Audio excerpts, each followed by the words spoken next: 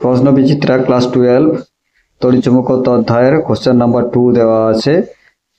I ampere তড়িৎবাহী small L metre দৈর্ঘ্যের একটি ঋজু পরিবাহীকে বাঁকিয়ে অর্ধবৃত্তাকার করা হলো। অর্ধবৃত্তের কেন্দ্রে চৌম্বক ক্ষেত্র টেসলা এককে হবে। Option A pi square I by L into 10⁻⁷, option B pi I by L into 10⁻⁷, option C pi I by L square into 10⁻⁷, option D pi I square L by L into 10⁻⁷।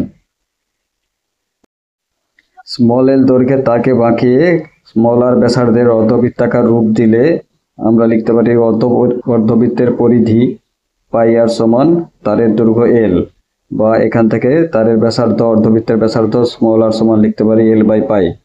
তারের মধ্যে দিয়ে I তড়িৎ প্রবাহের জন্য অর্ধবৃত্তের কেন্দ্রে চৌম্বক ক্ষেত্র হবে বি সমান μ0 I by 4 πr into theta. থিটার পরিবর্তে পাই বসাই, কারণ একটা অর্ধবৃত্ত তার কেন্দ্রে পাই কোণ উৎপন্ন করে।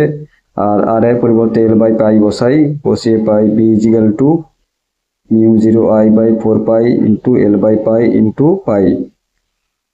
μ0 পরিবর্তে 4 পাই ইন্টু 10⁻⁷ বসাই, বসিয়ে পাই বি সমান 4 pi into 10⁻⁷ I pi by 4 pi into L by pi, বা B equal to pi square I by L into 10⁻⁷।